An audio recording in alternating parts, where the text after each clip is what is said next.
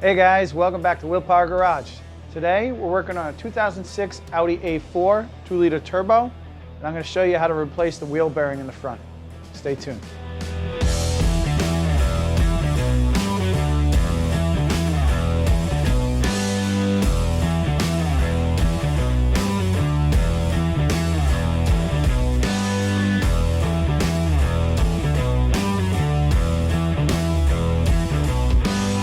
All right guys, thanks for coming back as always. If you're new to this channel, please, I hope you enjoy these videos, and if you can, hit that subscribe button, give me a thumbs up, and leave me a comment below. Let me know what you guys think. I'm always up for criticism. Let me know how the video edits are, all that stuff. I'm still learning how to do all this stuff, and I'm just trying to make the best videos I can for you guys.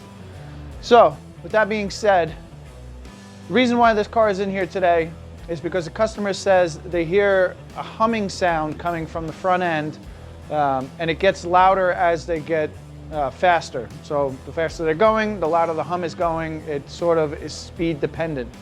I determined that the wheel bearing that is bad in this is actually the passenger side front. There's a couple of ways to determine if you have a bad wheel bearing or where the noise is coming from. You could try jacking the car up, and putting it on jack stands. Now this is an all-wheel drive car, so that means you would have to lift all four wheels off the ground before you put it in gear to try to get the wheels to spin. And then you could basically just kind of listen around to see which wheel bearing might be making noise. The other way to sort of determine which one it is get the car up to speed where you start to hear the humming sound. Make sure there's no one next to you. You need a little bit of road to do this. And basically turn the vehicle so you're shifting weight. Let's say you're making a right-hand turn, so you want to turn sort of quickly to the right, then turn back to the left. What this is doing is it's shifting weight of the car to either the left front or the right front, or to a lesser extent to the rear, same way. Left rear, left right. Basically what you're trying to do is load that bearing up more. So what I did with this thing is I turned to the right, the wheel bearing sound got quieter. If I made the turn to the left, it put more weight on that front wheel, and I heard the wheel bearing in the front get louder. So I knew the sound was coming from that side. So at least I was able to narrow it down a little bit. From there, I can put it on the lift. I can get underneath. Again, you could do it with jack stands, but I can get underneath it, and I usually use like a long pry bar or a screwdriver, and with the wheels moving, I can listen, put it to my ear and listen to hear where the sound is, and I determine it's coming from that wheel bearing. The wheel bearing in this car is actually bolted in. The only big issue I can see is if you went with a factory wheel bearing, it doesn't come with the hub, so you have to press the old hub out of the old bearing and then press it into the new bearing, the replacement bearing. There are a couple of sources where you can get the wheel bearing with a new hub. Obviously that's going to be at a premium price because you're paying for the hub that you don't really need. It's the bearing inside that's bad. But there are special tools or even a press that you need to press out and in the new hub. So it might be worth it to spend the extra money and get the wheel hub and bearing together. That's where I went. Not that I don't have the tools. I was able to get it from a website for a really good price, and it just saves me time instead of having to press out the hub, press it back in. Because if you don't do it right, you can damage the new bearing and you'll still have a noise and you'll be changing it again. So, you have to be very careful when you press out the bearing. As you can see, we've got the wheel off.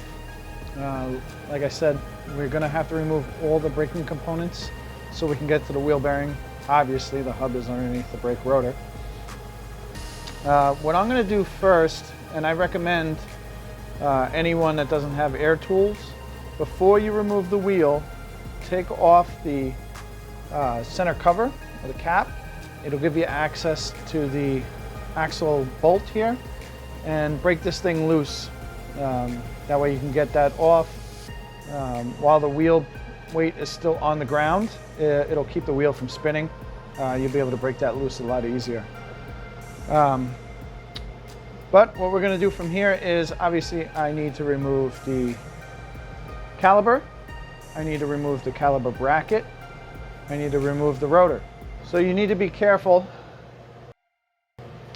You want to disconnect, obviously, the caliper wear or the pad wear sensor, as well as the ABS sensor, which is located right there, and it's held in with a 5mm Allen screw. So once you get all this stuff off, you want to remove that. You don't want to leave it in place to get damaged by the wheel bearing coming out or anything else. There. These are the upper links I was talking about. They're held down with one common bolt. Another side note, be careful. These can be very tricky to get out sometimes. Not so much on the Audis because they utilize an aluminum bearing carrier, steering knuckle.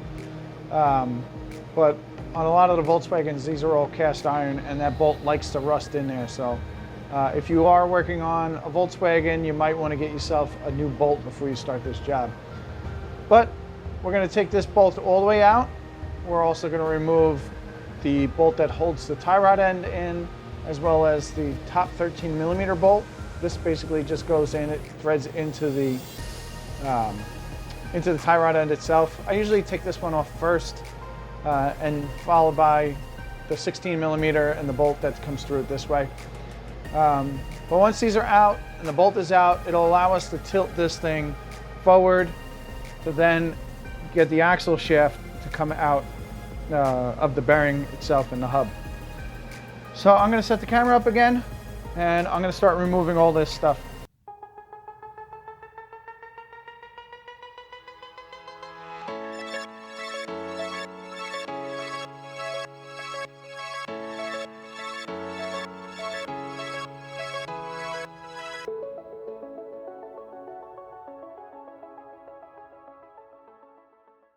Okay guys, as you can see, everything is apart.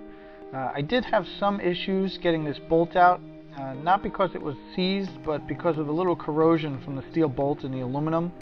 The Volkswagens use a cast bearing carrier, and these are the ones that really give you some issues trying to get that bolt out. It wants to really rust into place, and you have trouble really getting that bolt out. This one, however, wasn't all that bad. So looking at the caliper here, you can see that I've got the caliper hung up with a piece of wire to keep the weight off the brake hose here. You don't want to leave weight hanging on that hose. You could damage the hose internally. You won't see it from the outside, but in the inside it'll be collapsed. The other thing you want to look out for is this CV boot here. You don't want to tear the boot or get anything to rub against it. It'll actually cause it to sling grease out of it, and it'll just make a mess out of everything. So be careful with that boot there. So from here, all we have to do is, see if I can get this to focus with the light. Those 4 bolts there are what is holding on the hub to the bearing carrier here, or steering knuckle as most people know it as. Like I said, if you get the replacement bearing from Audi, it does not come with a new flange. So you will have to press this out and press into the new bearing. I'm not going to do that. Like I said, I got a whole new hub and bearing with one assembly. I'm just going to unbolt this whole thing and bolt in the new one with the hub already attached. It's a little less work. Obviously, I don't need all the tools to do it, but that's the way I'm going to go about replacing this bearing.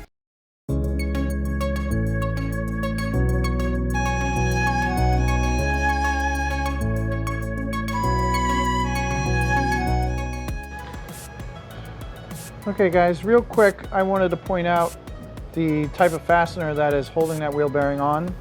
This is a triple square. This is a size 12 triple square, just so you guys have reference to it, so you know you have the right tools to take on this job.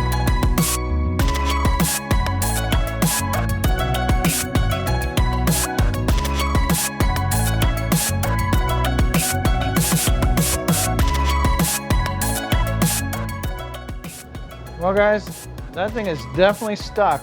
It looks like it's starting to move. And what do you do when your little hammer won't do? Well, you get a bigger hammer, of course. Let's see if I can get it now.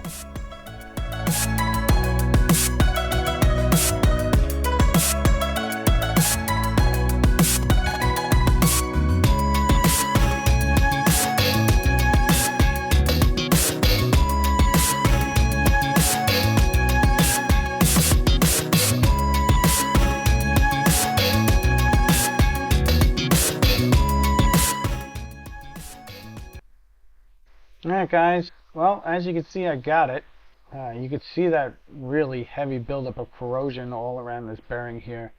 That's basically caused by the mix of metals between this cast iron bearing and the aluminum. And I'm sure you noticed in the time lapse, but I had to use heat to really get this thing to loosen up, get it to expand, get it nice and warm, try to keep it into the aluminum and not into the hub itself. But once it was expanded, I could then, sort of hit it out and get it to pop out. Now, I definitely don't recommend this method if you're going to be reusing the hub, obviously, because hitting it from the back did cause a little bit of damage here on the inside where the axle goes through. So, you might want to get the hub off first and then knock out the bearing. But this one, obviously, I wasn't worried about damaging. So from here, I'm going to clean the corrosion off in the steering knuckle here. It'll make insertion of the new one so much easier and make sure that the bearing is fully seated and installed properly.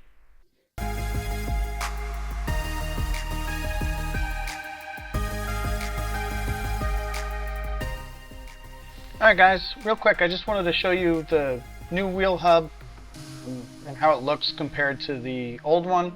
They're basically identical. Obviously this one's a little rusty and corroded, but it has the same brake rotor mounting hole, as you can see here, as the other one. It's a really nice piece, and it's so much nicer. I have the flange on. You don't have to clean up the old one. It makes putting it back in much easier. Alright, so now we're ready to install the new bearing. It should go right into the bearing carrier the same way that we took the other one out. Obviously it should go in easier now. You want to make sure you use new bolts. These are torque to yield, so you want to make sure you use these and not some old bolt. Let me get one of these out of here real quick, and yeah, look at that. So it's the same triple square as what we took out. Again, I don't know if every model's the same, but I'm going to put these in, and I'm just going to run them down by hand until I have all of them run down. And then I'm going to come back and I'm going to torque these down to torque specs, and then turn on the additional torque to yield. So let me get these run down, and I'll give you guys the torque.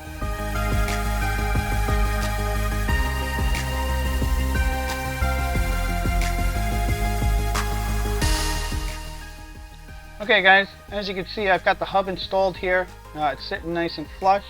I've got all the bolts run down finger tight, making sure that the hub is completely seated against the bearing carrier.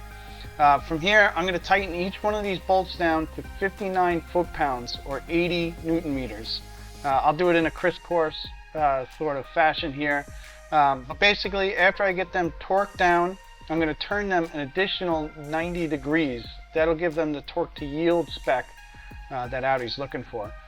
So let me grab my torque wrench. We're going to torque these things down first, and then an additional 90 degrees.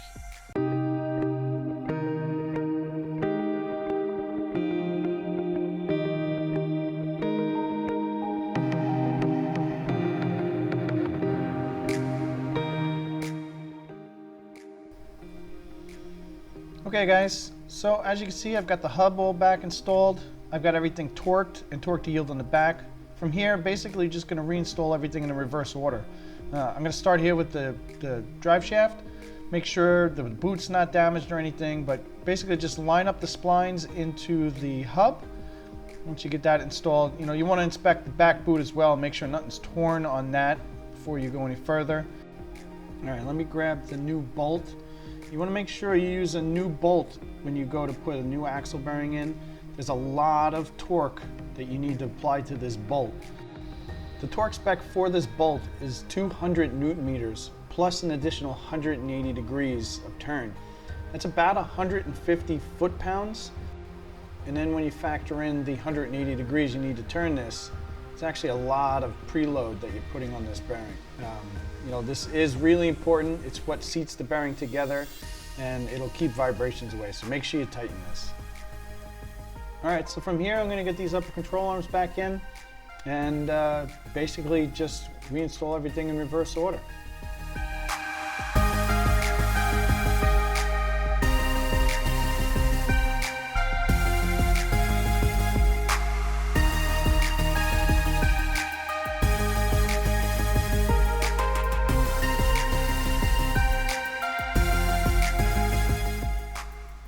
All right, real quick, I just wanted to show the bolt that holds the outer tie rod. You can see the flat here.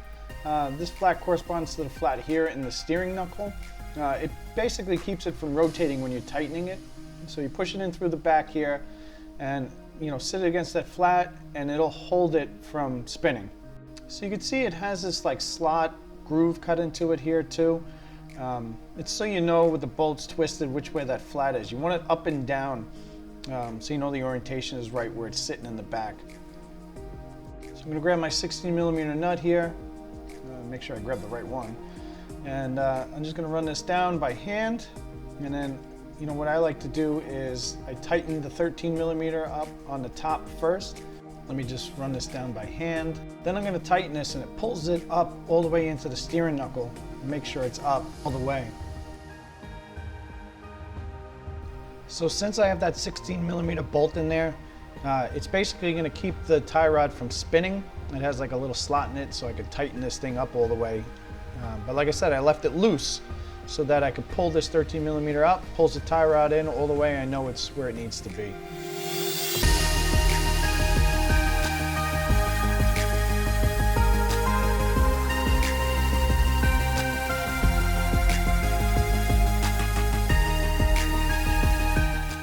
All right, at this point, I just have to put the brake rotor back on, get my caliper bracket on, and pretty much get all my brakes back where they need to go. I'm gonna remount my ABS sensor to the bracket, as well as put it into the steering knuckle here on the side. Once I have that, I'm gonna put my caliper back in place. Just be careful with the hoses. You don't wanna damage anything once you made it this far.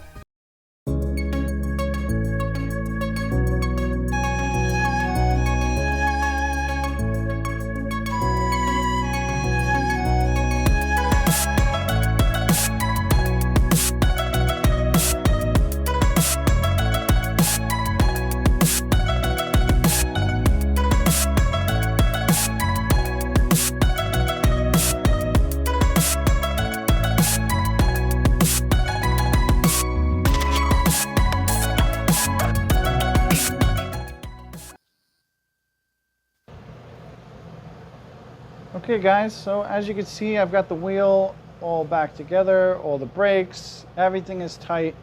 The last thing I need to tighten now is the axle bolt that goes through the wheel bearing.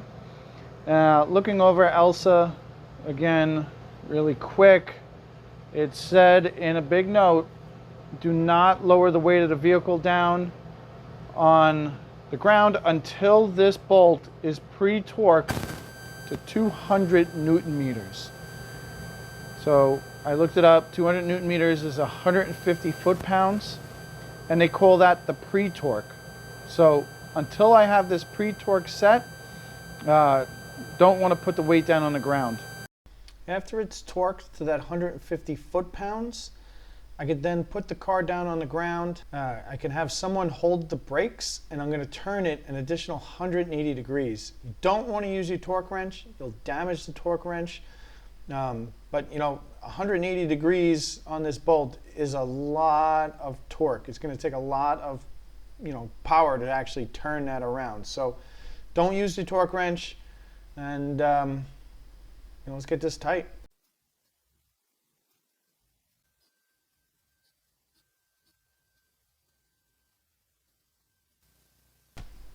Okay guys, so real quick, I just wanted to show you what Elsa is showing here. Basically how the factory manual wants you to do this job. Right here you can see there's a list of special tools that they're showing you that you would need to do this. A lot of it is pullers and stuff to get that hub out of the bearing. But the rest of the stuff is, pretty basic. Obviously, you need to take off the brake caliper, removing the ABS. But this is where it gets a little different. It shows you have to take out the backing plate, take off the upper control arms, tie rod end, and then from here you could see this is where it's talking about pressing out the hub.